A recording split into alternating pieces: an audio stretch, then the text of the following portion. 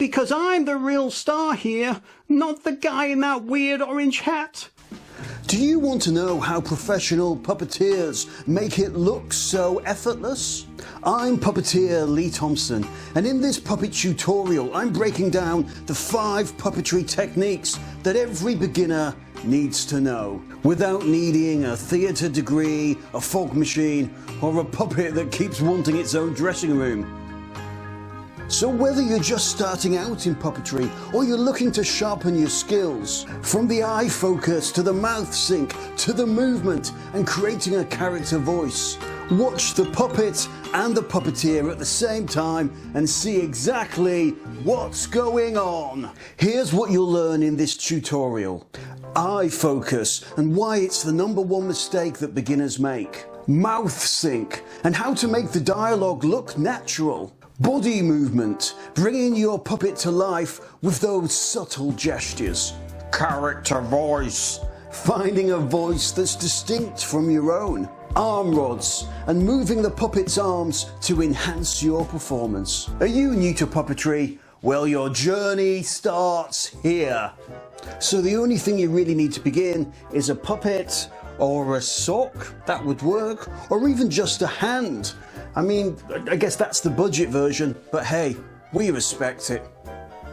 You'll need a camera or a phone to record on. If you've got a camera, you can connect it to a monitor, and that's what I'm using to see my performance on. If you've got an iPhone or an iPad, you can of course use that screen as your monitor, and that works just as well. I guess though, if you are using a phone, you're probably going to need good eyes to see what's going on. Who's there? Oh, and you'll need a mic too, ideally attached to a hat or a headband, because you don't want it on your clothes because it'll make that rustling noise when you're performing your puppet. You also don't want it to pick up your heavy breathing and grunting. Oh, and that strange noise, that mysterious noise that your chair makes only when you press the record button. Eye focus. So the first thing we're going to do is try and get as much of the puppet as we can in frame without getting my head in the shot. There you go, you can see my head at the bottom of the shot. So that does mean I need to work at a slight angle. The first thing to do is really just to be aware of the eyes. So try and connect with the camera. Make that connection and find the spot. So if you're looking around, you just want to stop and again look at the camera.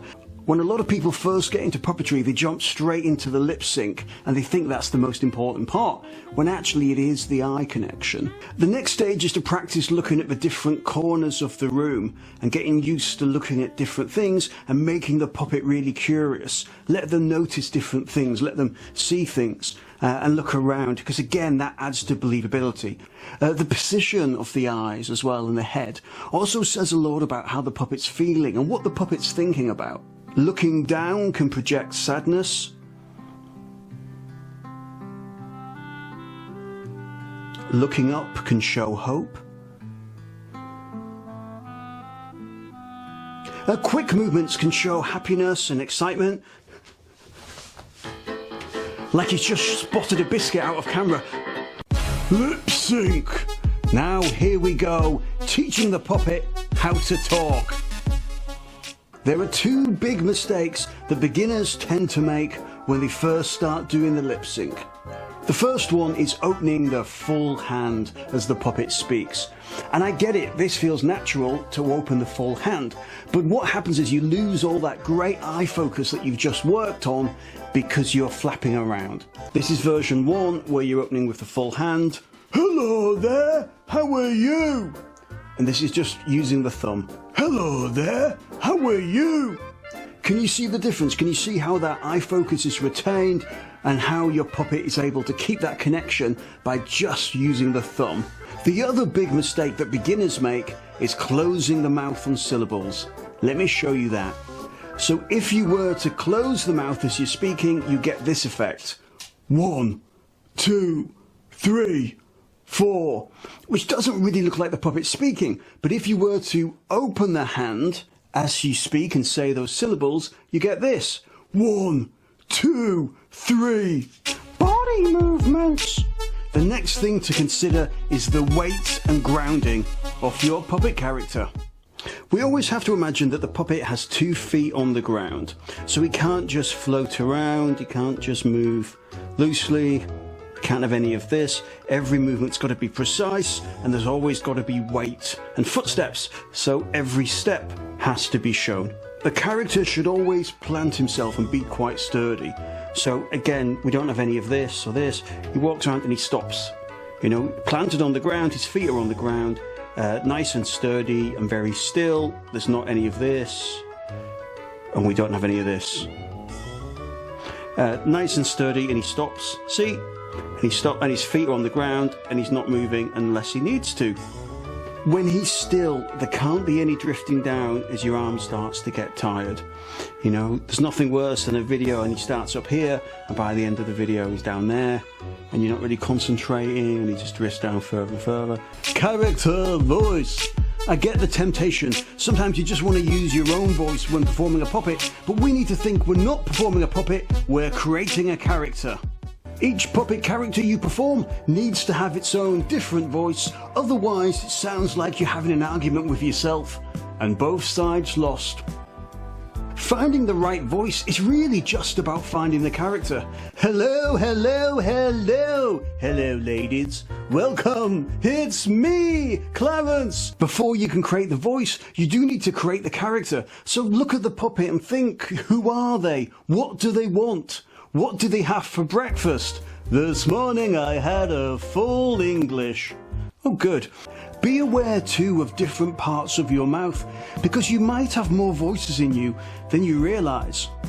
Try using your nasal voice, so push the voice into your nose and get a nasal sound. You can try your throaty voices by pushing your voice down into your throat. Your upper palate. Your upper palate, pushing voices into the back of your throat. You'll find you pull all sorts of funny faces, but try moving your voice around your mouth and seeing the different voices that you come up with. Arm rods. I think arm rods are something that puppeteers initially worry about and kind of confuse themselves and probably overthink it, because the trick really is to not do much, not to do too much at all.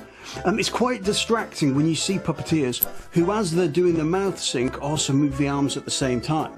Because you end up getting this. Oh, hi, nice to meet you. I'm one of those people who really likes to move my arms a lot, you know, even though it's really distracting. Why are my arms moving? So how do you control the rods? Well, with this puppet, he's got quite short rods, so I can hold the rods together in a sort of grip that allows me to do things like clap. I can isolate one hand if needed, and I've kind of got full control. If the rods are a little bit bigger, which a lot of puppets are, you want to do a cross motion, put your little finger underneath, like chopsticks really, then you can do that kind of clap and again isolate arms and stuff. But if the arm rods are short enough, you don't need to do that. And the idea is you want to find a nice resting place, you can see there, where the arms will stay, then I can move from that position. So there's always a default generic position for my arms. I have movements where I can go forward, side to side, like I said, move one arm if I need to. I can let go of one arm if I want to and just use one and gesture with one hand. But ultimately the grip, like I said, is either slightly crossed if you've got short arm rods. If the longer, it's you cross them over, put your little finger in between. Don't know if you can see that, cross little finger in between, then you can kind of pinch at the top. And that's how you control arm rods. No one's controlling me. Well, I am. No, you're not. I'm trying. Badly. Yeah, perhaps. So you can see on the camera, this is my natural resting position at the bottom of the frame. So I will use them as my base while I'm performing. Then at any point, like I said, when I need to gesture or do something, I've got those movements. I don't want to show too much of the rod, so I've got to be careful not to do things where I go too high and you see a lot of rod, you can see, or my hand sneaks into shot. So really I don't want to go too high. I would much rather bring the head to the hand if I need to. So if he was eating, I wouldn't bring up there to eat. Instead, I would come down here to eat perhaps. So there you go. Those are the 5 puppetry techniques that completely transform how your puppet feels on the screen. Eye focus, mouth sync, body movement, character voice, and of course arm rods. And I know it might feel like a lot at first, but honestly puppetry is built on one tiny movement at a time. One glance, one breath, one syllable, one tilt of the head, and suddenly this piece of foam or fabric or whatever wonderful creature you've got on your hand starts to feel alive. And that's what I absolutely love about puppetry. It's magic, it's craft, it's imagination, but it's also practice. You can take something completely still and through focus and time and breath and with voice and care, you can make an audience think this is real and that they're looking at a real character who's looking back at them. For me, I don't think puppetry will ever stop being magical. And whether I'm performing on stage, on camera, or just messing about at home, there's always a moment when the character arrives, and that magical moment is why I love puppetry so much. So if you're just starting out, don't worry about being perfect. Don't worry if your lip sync is a bit messy, or if your arm rods go rogue, or your puppet looks like it's suddenly forgotten how gravity works. Keep practicing, film yourself and watch it back. Then try again, because every great puppeteer started with these same principles and they just kept practicing again and again until they became second nature.